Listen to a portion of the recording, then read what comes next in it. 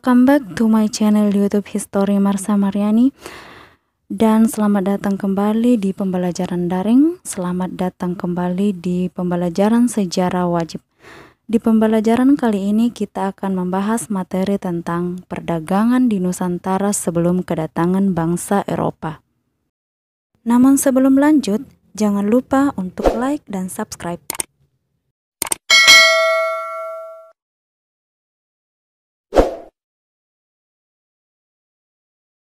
Sejak dahulu, pusat-pusat perdagangan tumbuh pesat di pesisir Sumatera dan Jawa. Tradisi berlayar dan berdagang ini dibawa oleh nenek moyang kita dari Yunan dan Vietnam. Adapun produk yang diperdagangkan diantaranya nekara, tembikar, dan alat perhiasan. Tidak heran jika sisa-sisa peninggalan barang itu masih banyak ditemukan di penjuru Nusantara, bahkan menjadi harta karun. Kerajaan Singasari dan Majapahit misalnya dikenal sebagai kerajaan yang banyak melakukan ekspedisi tidak hanya untuk tujuan politik yaitu penaklukan, namun untuk tujuan ekonomi pula yaitu berdagang. Nah, pada masa ini kerajaan-kerajaan Nusantara banyak bermitra dengan India, China, Vietnam, hingga Thailand. Wilayah kekuasaan Majapahit bahkan menjangkau Thailand. Jadi pada dasarnya akar masyarakat Indonesia adalah berdagang, dan sejak dulu Indonesia menjalin hubungan dagang dengan negara-negara di luar negeri. Selanjutnya masuknya bangsa Portugis di Indonesia. Setelah perjanjian Tordesillas pada tahun 1492, para pelaut Portugis di bawah pimpinan Bartolomeus Dias mencoba mencari jalan keluar untuk menemukan dunia timur atau pusat rempah-rempah. Namun pelayaran Bartolomeus hanya sampai di ujung Afrika Selatan, yaitu pada tahun 1496. Dan Bartolomeus Dias memberi nama Tanjung Pengharapan. Selanjutnya pada tahun 1498, Portugis mengirim ekspedisinya di bawah pimpinan Vasco da Gama. Ekspedisi ini berhasil mendarat di Kalkuta, India. Di India, para pelaut Portugis mendapat rempah-rempah dari para pedagang untuk dibawa ke negaranya. Karena bangsa Portugis belum puas dan ingin mendapatkan pusat rempah-rempah, maka pada tahun 1511 dari India, bangsa Portugis mengirim ekspedisinya di bawah pimpinan Alfonso de Albuquerque mengikuti perjalanan para pedagang Islam, dan ia berhasil menduduki Malaka. Malaka adalah pusat perdagangan Islam di Asia Tenggara. Dari Malaka, bangsa Portugis melanjutkan pelayarannya ke arah timur dengan tujuan untuk mendapatkan pusat rempah-rempah yang ada di Kepulauan Maluku. Dan akhirnya tahun 1512 bangsa Portugis tiba di Ternate, tepatnya di Maluku. Ketika bangsa Portugis berhasil tiba di Nusantara, maka penjelajahan samudera selanjutnya yaitu bangsa Spanyol. Setelah perjanjian Tordesillas pada tahun 1492, Christopher Columbus pertama kali melakukan penjelajahan samudera dan tiba di Kepulauan Bahama, yaitu negara kepulauan Karibia Amerika Serikat. Ia merasa dirinya sudah sampai di Kepulauan Hindia yang merupakan pusat rempah-rempah, sehingga ia menyebut orang yang ditemuinya dengan Indian. Jadi, Christopher Columbus dikenal sebagai tokoh penemu benua Amerika.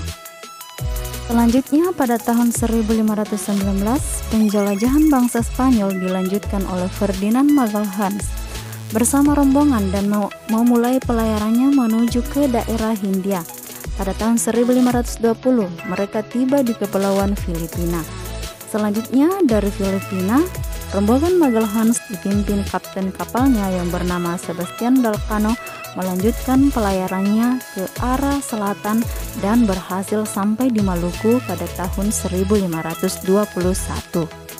Namun ketika sampai di Maluku, telah berkuasa bangsa Portugis yang telah tiba sejak tahun 1512. Setelah berkuasa bangsa Spanyol dan bangsa Portugis di Indonesia, maka diikuti juga oleh bangsa Belanda. Bangsa Belanda memulai pelayarannya pada tahun 1596 di bawah pimpinan Cornelis de Houtman. Para pedagang Belanda tiba di Banten. Dari Bandar Banten, pelaut Belanda melanjutkan pelayarannya ke arah timur dan mereka kembali dengan membawa rempah-rempah dalam jumlah yang banyak.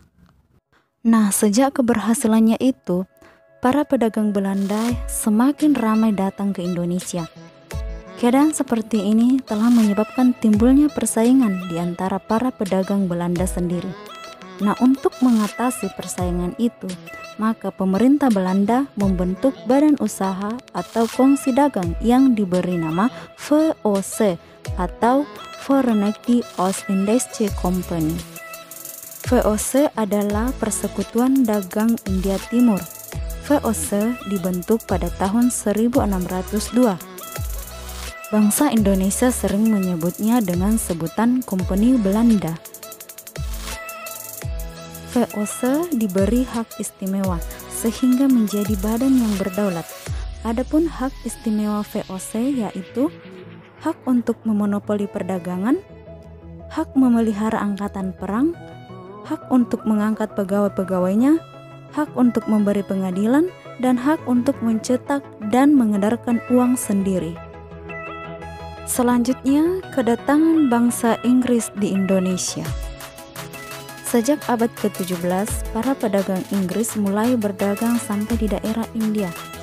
Di India Timur, para pedagang Inggris mendirikan kongsi dagang, yakni East India Company, yang disingkat dengan EIC. Pada tahun 1600, dengan India sebagai daerah operasinya, pusat kekuasaan EIC adalah Kalkuta, India. Dan dari kota inilah Inggris meluaskan wilayahnya ke Asia Tenggara. Pada abad ke-18, para pedagang Inggris juga sudah banyak berdagang di Indonesia, sehingga sekaligus menjadi saingan Belanda. Bahkan sejak Belanda menjadi sekutu Prancis, Inggris selalu mengancam kedudukan Belanda di Indonesia.